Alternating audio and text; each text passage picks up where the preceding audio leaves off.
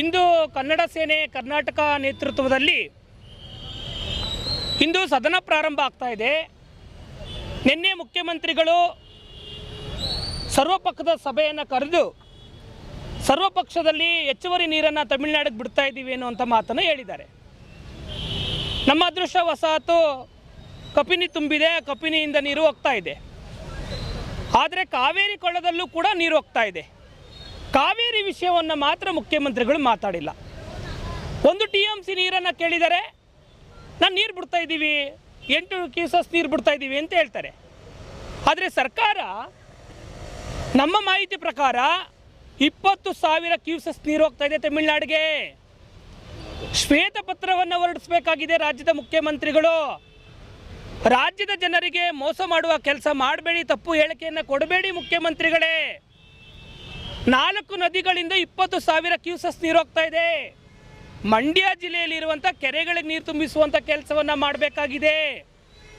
ಹೋದ ವರ್ಷ ಸಂಕಷ್ಟದಲ್ಲಿದ್ದೇವೆ ರೈತರು, ಈ ವರ್ಷನಾದರೂ 2 ಬೆಳೆ ಬೆಳೆಯುವ ಅವಕಾಶವನ್ನು ರಾಜ್ಯದ ಮುಖ್ಯಮಂತ್ರಿಗಳು ಮಾಡಿಕೊಡ್ಬೇಕು ಅನ್ನೋ ಆಗ್ರಹವನ್ನು ಈ ಸಂದರ್ಭದಲ್ಲಿ ಮಾಡ್ತಾ ಇದ್ದೇವೆ. ಸದನ ಪ್ರಾರಂಭ ಆಗ್ತಾ ಇದೆ. ಹೋದ ಸಾರಿ ಭಾಳಷ್ಟು ಬೇಡಿಕೆಗಳನ್ನು ಇಟ್ಟಿವಿ.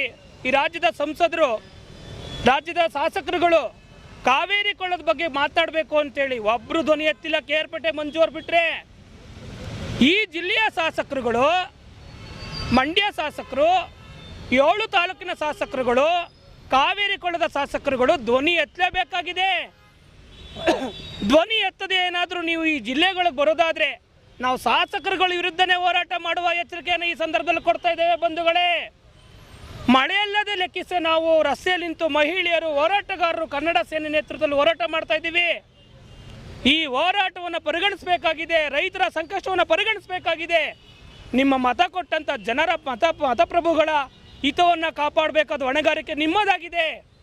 ಹಾಗಾಗಿ ಸದನದಲ್ಲಿ ಸಂಪೂರ್ಣ ಮಾತನಾಡಬೇಕು ಅನ್ನೋ ಆಗ್ರಹವನ್ನು ಮಾಡ್ತಾ ಇದ್ದೇವೆ.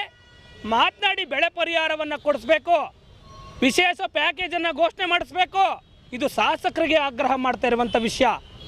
ಅದರ ಜೊತೆಯಲ್ಲಿ ಇಲ್ಲಿಯ ಸಂಸದರು ಇಲ್ಲಿಯವರೆಗೆ ಕಾವೇರಿ ವಿಷಯದಲ್ಲಿ ತುಟಿ ಬಿಚ್ಚಿಲ್ಲ. ಒಬ್ಬರು ಸಂಸದರು ಕುಮಾರಸ್ವಾಮಿ ಅವರೊಬ್ಬರು ಬಿಟ್ಟರೆ ಇಲ್ಲಿಯವರೆಗೆ ಒಬ್ಬ ಸಂಸದರು. ನಿಮ್ಮ ಹೊಣೆಗಾರಿಕೆ ಅಲ್ವಾ ಸ್ವಾಮಿ? ಹಂಗಾದರೆ ಅವೈಜ್ಞಾನಿಕ ಆದೇಶ ಮಾಡ್ತಿರೋ ಪ್ರಾಧಿಕಾರಗಳಿಗೆ ನೀವು ಪತ್ರ ವ್ಯವಹಾರ ಮಾಡಿ ಕಾವೇರಿ ವಿಷಯದ ವಸ್ತುಸ್ಥಿತಿಯನ್ನು ಅರ್ಥ ಮಾಡೋರು ಯಾರು ಸ್ವಾಮಿ? ನೀವು ಅದನ್ನು ಮಾಡ್ತೀರಿ ಅಂತೇಳಿ ನಾವು ಇಲ್ಲಿಂದ ಅಲ್ಲಿವರೆಗೆ ಕಳಿಸಿರುವಂಥದ್ದು. ನೀವು ಶಾಸಕರಾಗಿರುವಂಥದ್ದು, ಸಂಸದರಾಗಿರುವಂಥದ್ದು ಈ ಜನರ ಮತದಿಂದ. ಈ ಮತದಾರರ ಋಣವನ್ನು ತೀರ್ಸೋದಕ್ಕೆ ತಕ್ಷಣ ನೀವು ಮುಂದಾಗಬೇಕಾಗಿದೆ. ಸಂಸದರೇನಾದರೂ ಕುಮಾರಸ್ವಾಮಿ ಅವ್ರ ನೇತೃತ್ವದಲ್ಲೇ ಒಂದು ಸಭೆಯನ್ನು ಸಂಪೂರ್ಣವಾಗಿ ಮಾಡುವಂಥ ಒಂದು ಸಭೆಯನ್ನು ದೆಹಲಿಯಲ್ಲಿ ಮಾಡಬೇಕಾಗಿದೆ. ತಮಿಳುನಾಡಿನಲ್ಲಿರುವಂಥ ಸ್ವಾಭಿಮಾನ ನಿಮಗೆ ಬರಲಿ ಸ್ವಾಮಿ. ಹಾಗಾಗಿ ಇದೊಂದು ದೊಡ್ಡ ಎಚ್ಚರಿಕೆಯನ್ನು ನಾವು ಕೊಡ್ತಾ ಇದ್ದೇವೆ. ಏನಾದರೂ ಕಾವೇರಿ ವಿಷಯದಲ್ಲಿ ಲೋಕಸಭೆಯಲ್ಲಿ ಆಗ್ಬೋದು, ವಿಧಾನಸಭೆಯಲ್ಲಿ ಆಗ್ಬೋದು, ವಿಧಾನ ಪರಿಷತ್ತಲ್ಲಿ ಆಗ್ಬೋದು, ಧ್ವನಿ ಎತ್ತಿಲ್ಲ ಅಂತ ಹೇಳಿದ್ರೆ ಈ ಪ್ರತಿನಿಧಿಗಳ ವಿರುದ್ಧನೇ ಹೋರಾಟ ಮಾಡ್ತೀವಿ ಅನ್ನೋ ಎಚ್ಚರಿಕೆಯನ್ನು ಈ ಸಂದರ್ಭದಲ್ಲಿ ಕನ್ನಡ ಸೇನೆ ಕೊಡ್ತಾ ಇದೆ.